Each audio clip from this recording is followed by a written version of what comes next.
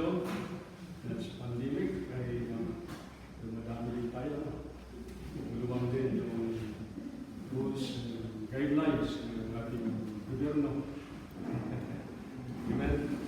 Yung pong title ng mensahe ko ngayong umaga is about compassion for people. Okay? Compassion for people. At nabasa po ni Sister Glo doon sa Matthew 15:29 to 39. Doon po yung ating text verse ng ating mensahe ngayong umaga.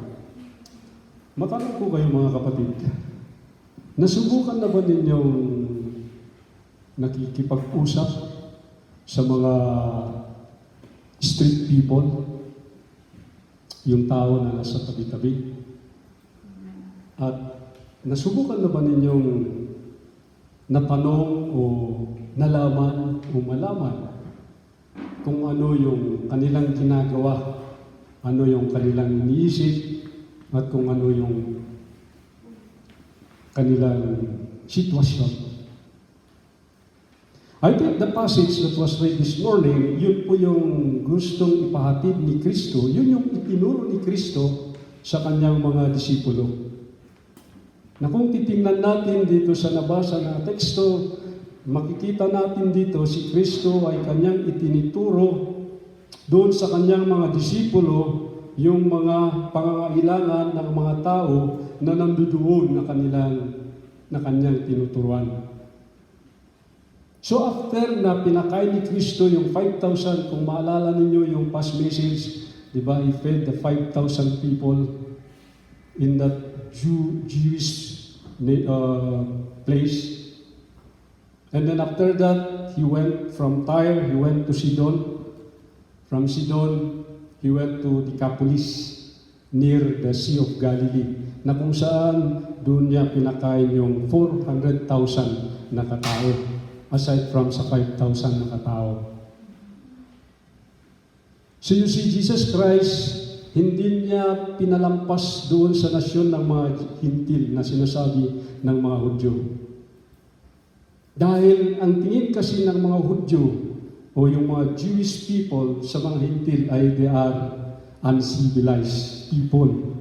Sila yung mga tao na parang barbaric, no? People or nation that does not acknowledge the God of the Bible.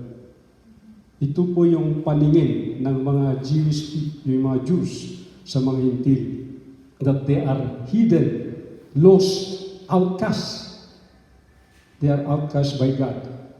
So yung paningin na yun ng mga Jewish people against the Gentile, yun yung palalim na nasa kanilang paningin at sa kanilang pakiramdam. Pero sinabi ni Kristo rito, He came to save all. Hindi lang sa ilan, hindi lang para sa Jews, kundi para sa lahat. At iyon yung itinuro ni Kristo sa kanyang mga disipulo na walang dapat pinipili. Kaya ako natanong kanina, kung tayo ba ay nakaranas na nakipag-usap sa mga street people, dahil kung minsan parang iniiba natin sila, di ba? Parang may kakaiba na hindi natin malapitan. Na hindi ko alam kung ano yung bawat rason ng bawat isa sa atin. Pero ganun ang nangyayari. Same thing with the disciples of Jesus Christ. That's why this morning, may mga 4 po na ibabahagi ko sa inyo yung mga steps how to minister to the poor people. How to minister to the poor people. In verse 30 to 31, gusto kong tingnan uli natin sa verse 30 to 31. Ang sabi diyan,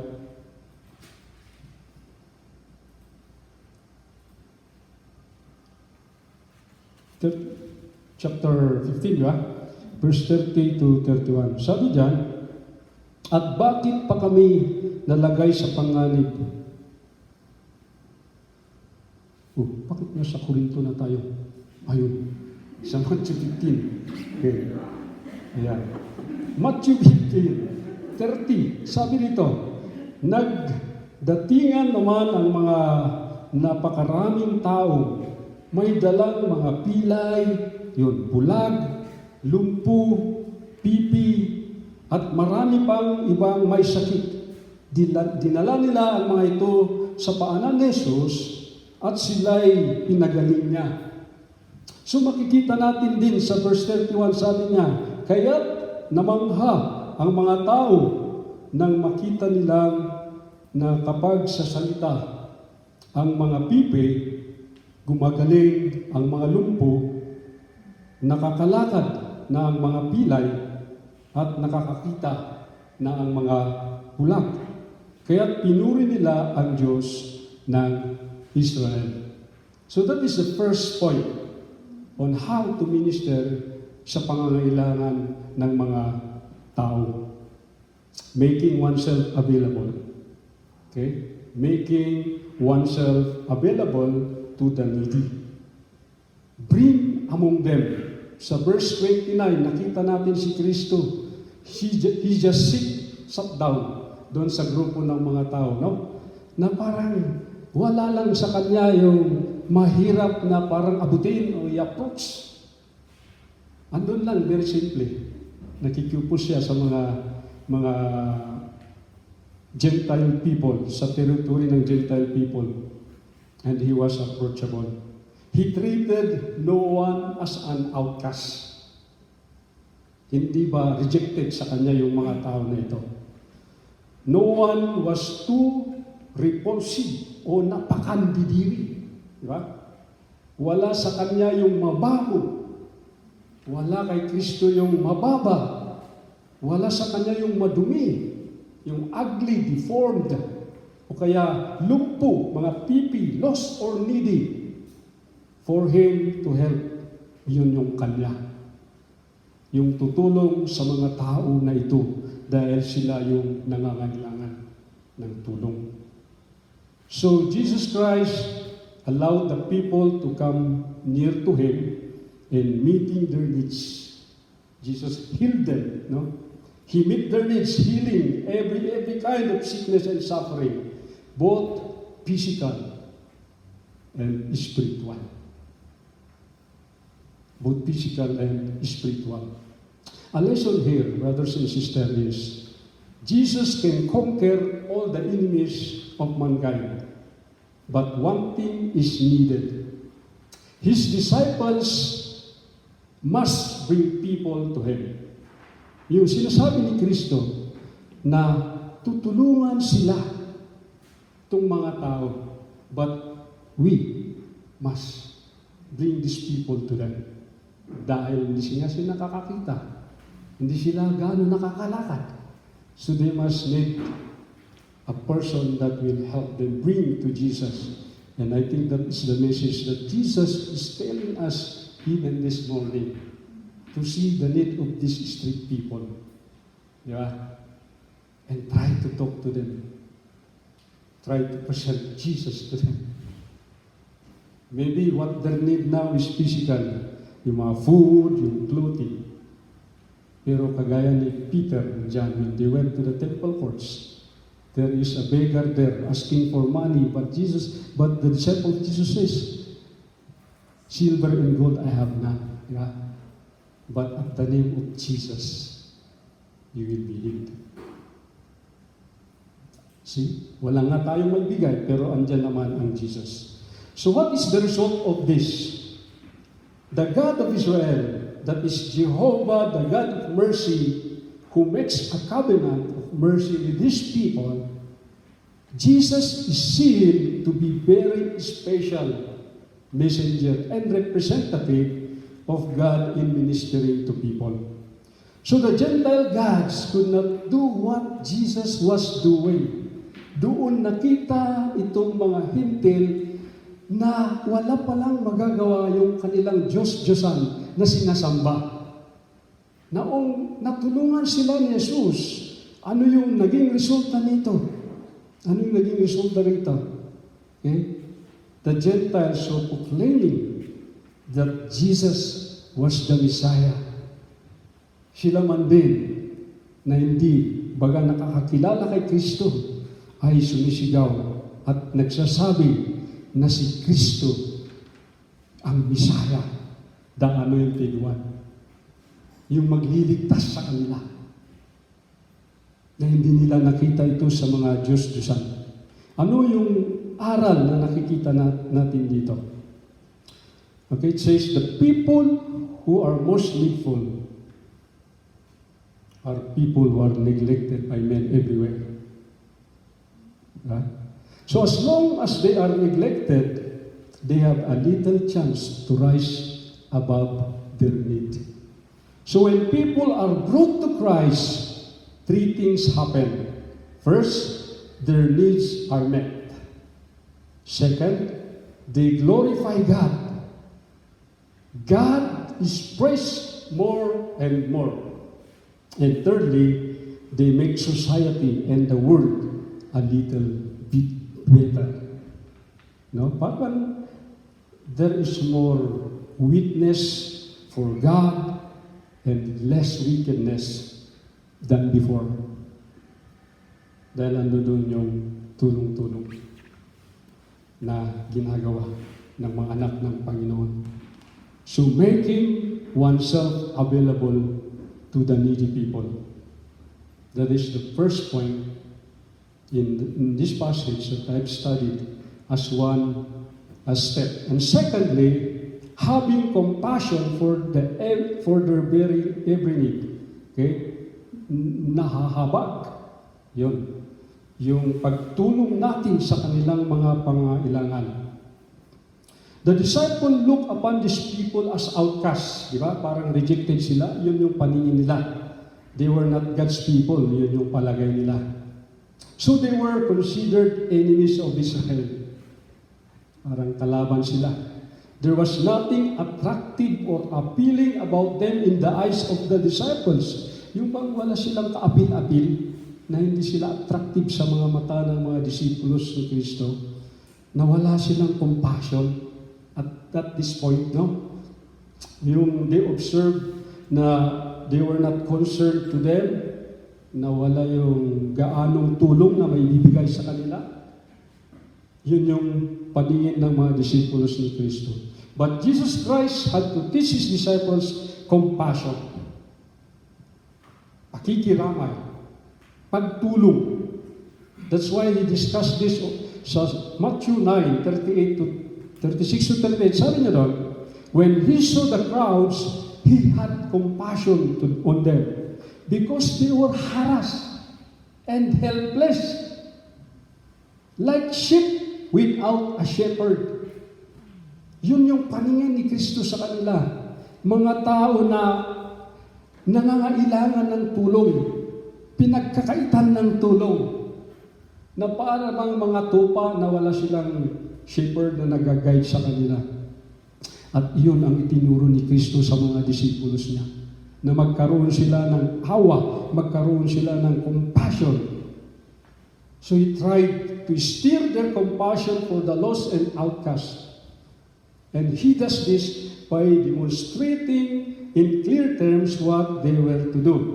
Ito yung demonstrate ni Jesus Christ sa kanyang mga disipulos. Number one, they were to look at very need. Tingnan ninyo yung kanilang mga pangangailangan.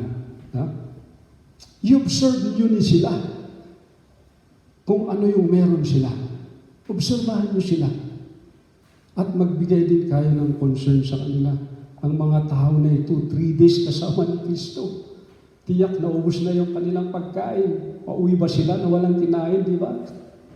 Pwede silang, sa kanilang pagpa-fasting na yun, pwede silang maulaw. Doon sa daan. Kaya yun yung gustong pakita ni Kristo. That they will keep concerned and have the determination to help these people. Okay, so ano yung thought natin dito? So, we have to love or compassion for certain types of people. We do not observe what they do nor what they have. We have little concern for them and no thought of helping. But note, these people were so hungry for God's word, no? And they spent 3 days, as I mentioned a while ago, with Christ. Maybe pawala na yung pagkain. So parang ganun din tayo, di ba? Na hungry tayo sa salita ng Panginoon, hungry tayo sa ating physical na pangangailangan. Yun yung pangangailangan ng mga Gentile na ito. Na hindi lamang yung tingnan natin kung ano yung physical na pangangailangan nila, kundi pati yung spiritual na pangangailangan din nila. At yun yung nakita ni Kristo, yung i-demonstrate ni Kristo sa kanyang mga disipulos na gusto mo niyang makita bago siya pumanaw sa mga disipulos in a physical body. Yan yung gusto niya ipatid. So, being or having compassion for the very need of the people. Making oneself available to the needy. Second, having compassion for the every need.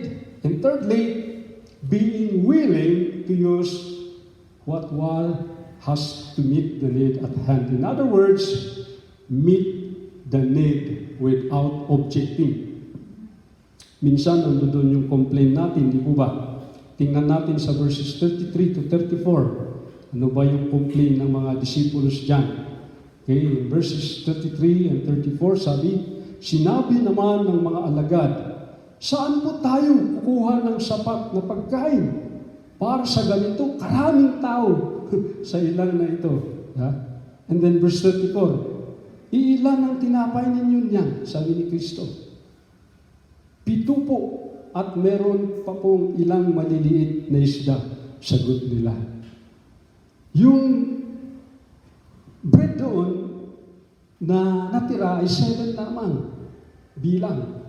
Tapos ilan din na fish. Kaya yun siguro yung complaint ng mga disipulos na sabi niya, we are short of supply. Di ba? Tapos we are in the wilderness, hard or beyond reach.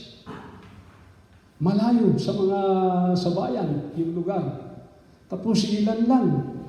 Nakita nila na poor din tayo, kailangan din natin ito sa ating sarili.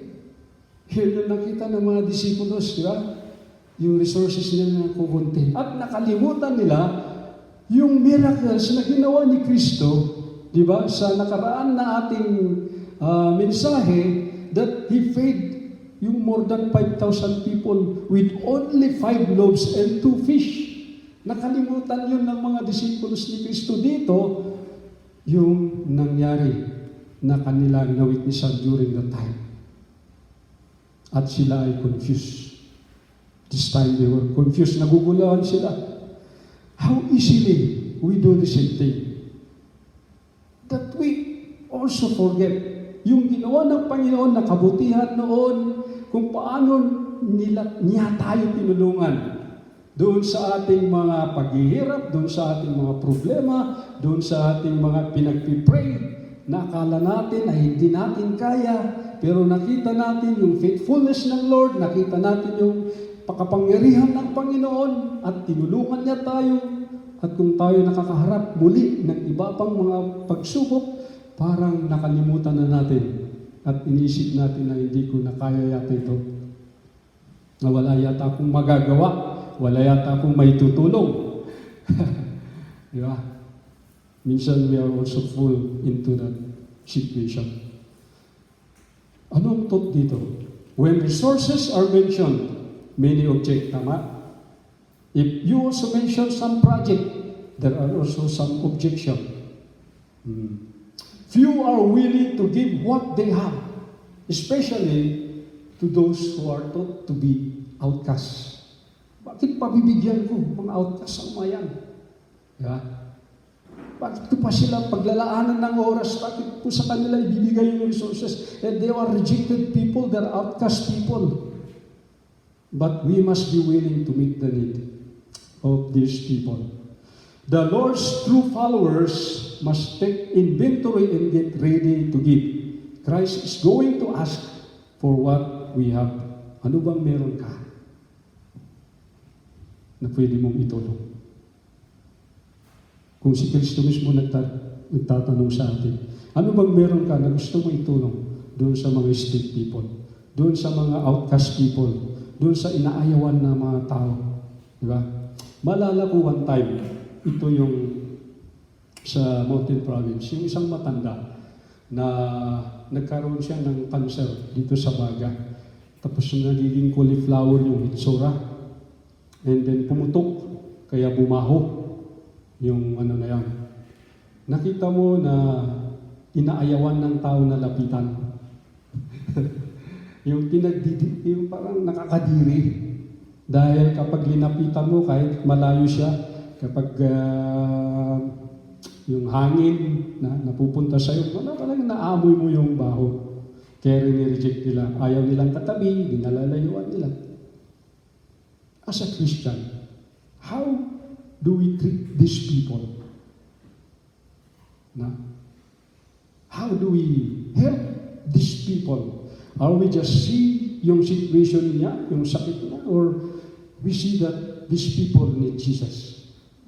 And these people, I must bring him to Jesus. Na kahit hindi mo matulungan physically, but is spiritual. Makilala niya si Kristo. So the fourth point is ministering to the need at hand. No? In verse 35 to 36, tingnan natin doon. Sa 35 sabi niya, pinaupo ni Jesus sa lupang mga tao. Kinuha niya ang 7 tinapay at ang mga isda at nagpasalamat siya sa Diyos. Pagkatapos pinagkahati-hati niya ang mga iyon at ibinigay sa mga alagad upang ipamahagi sa mga tao. Yun ang ginawa ni Kristo. Nagpasalamat, inihanda sila yung mga tao. Tapos kinuha yung tinapay at yung fish, nagpasalamat siya sa Panginoon, and naka-minister sila doon sa 400,000 na mga katao. And as a result of this, people were amazed and glorify God. You see? So if we do that, people will also see God's glory and they will praise God. Isang malala ko yung sa Irisan yata ito, yung Batallones family. Noong namatay si Harvey, yung anak nila sa Dingi, ang pagkaalam nila walang tulong, walang mag-aasikaso, sila lang. Dahil nga sa sitwasyon, di ba? Pandemic, ilan lang yung pumupunta doon. Pero namangha siya. Dahil bakit? Ang dami palang tulong. May nagbigay daw doon ng bigas, may nagtuusap doon sa cremation, tapos meron pang bumisita, meron pang nagkandak ng service, yung tulong-tulong from different people with the help of brethren who talk to these people who can also support them. At umiiyak yung nanay at sabi niya, nagpapasalamat ako sa Panginoon. Hindi ko akalain na ganito ang mangyayari. Sobra-sobra na blessing na kanilang natanggap. And as a result of that, they rejoice and say, praise God. Thank you, Lord. They give glory to God. So church, are we willing to also show those people in need our willingness to help, our availability, so that they will also witness the Lord's power and provision. In verse 37 to 39, it says here, nakakain at nabubusog ang lahat nang ipunin ang mga alagad ang tinapay at lumabis. Nakapuno pa sila ng 7, sabi dito, kain. And then verse 38, may 4,000 lalaki ang nakakain, bukod pa sa mga babae at ang mga bata. And then sa verse 39, nang nakauwi na si Jesus, ang mga tao sumakay siya sa bangka at nagtungo sa lupain ng Magadan. His grace is sufficient. His provision satisfies all. Okay? The provision meets the need and more. So in the presence of Jesus, you have no physical worries. If you lack food, Jesus can provide it. In their minds, Jesus was small. But as Jesus ministered to the multitude, He demonstrated His power. He can heal thousands. He can feed thousands. Meaning, let's not doubt of His power to do the same thing. Instead, we reflect on His power to also be upon us na mangyari din po sa atin. So anong reflection sa ating natutunan na ito? No? That people witness the Lord's power and provision, that if we avail ourselves to meet the need of these people, they will have provision. No? And if we not look upon them as an outcast, what is the reflection here, brothers and sisters? Jesus preached the gospel, the good news, to everyone who wanted to hear it. The gospel is that the kingdom of heaven has come, that God is with us, and that He cares for us. Christ can heal us, not just physical sickness, but of spiritual sickness as well. Amen? And there is no sin or problem too great or too small for Him to handle. Jesus' words were good news because they offered freedom, hope, peace of heart, and eternal life with God. So in closing, I want to leave with you the illustration this morning, no? Sa Luke chapter 10, verse 25 to 37. Can you please turn with me with your Bible doon sa Luke chapter 10, verse 25 to 37. Babasahin natin para mabasa natin yung kabuuan nito. Sabi niya, isang dalubhasa sa kautusan ang lumapit kay Jesus upang siya'y subukin. Guro, ano ang dapat kong gawin upang makamit ng buhay na walang hanggan? Tanong niya. Sumagot si Jesus, ano ba ang nakasulat sa kautusan? Ano ba ang nababasa mo roon? Sumagot ang lalaki. Sabi niya, ibigin mo ang Panginoon mong Diyos ng buong puso mo, buong kaluluwa mo, buong lakas mo, buong pag-iisip mo, at ibigin mo ang iyong kapwa gaya ng pag-ibig mo sa iyong sarili. Sabi ni Jesus, tama ang sagot mo. Gawin mo yan. Magkamit ka ng buhay na walang hanggan. Upang huwag siyang lumabas. Nakahiya-hiya. Nagtanong pa ang lalaki, sino naman ang aking kapwa? Sumagot si Jesus, may isang tao naglalakbay mula sa Jerusalem papuntang Jericho. Hinarang siya ng mga tulisan, hinubaran, binugbog, at iniwang halos patay na. Nagkataong dumaan doon ang isang paring Hudyo. Nang makita ang taong nakahandusay, lumihis siya at nagpatuloy sa kanyang paglalakad. Dumaan din ang isang Levita. Ngunit nang makita niya ang taong binugbog, lumihis din ito at nagtuloy sa kanyang paglalakad. Ngunit may isang Samaritanong naglalakbay na napadaan doon. Nang nakita niya ang biktima, siya'y naawa. Nilapitan niya ito at binuhusan ng langis at alak ang mga sugat at binindahan. Pagkatapos sinakay siya ang lalaki sa kanyang asno at dinala ito sa bahay panuluyan upang naalagaan siya doon.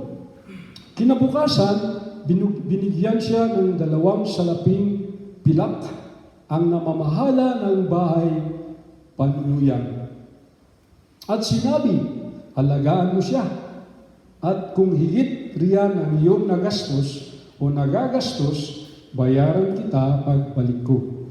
Verse 36, at nagtanong si Jesus, Sa palagay mo, sino kaya sa tatlo ang naging tunay na kapwa ng taong hinarang ng mga tulisan? Ang taong tumulong sa kanya, tumugon ng dalubhasa sa kautusan,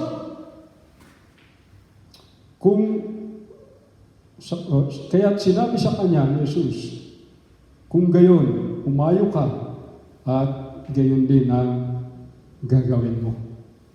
Na sinasabi sa ating mga kapatid, may mga tao na mga nangangailangan. Not only for physical need, but spiritual need. So the Lord is also saying to us, go and do likewise and meet the need of these people. So this passage tells us about the compassion of God to the people.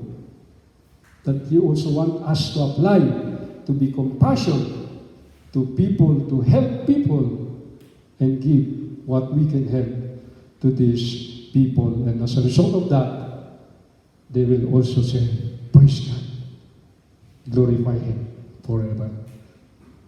Let's pray. Lord God, thank you for your word. Many times that we neglect these people around us, perhaps because of our wrong concept or idea that these people are dangerous, these people cannot understand. But you have mentioned in your word, and speak to us, Lord God, that these are the people who are most needed the help and compassion. And Lord, may we be moved and willing to be a channel of your blessing mag-reach out ka rin ito'y. Lord, thank you for indeed you have come to serve people and not to be served. We also serve you by going to reach out people who are longing and hunger of your word, that they may also know Jesus as their personal Lord and Savior. Send us, Lord, by the power of the Holy Spirit. In Jesus' name we pray. Amen. Amen.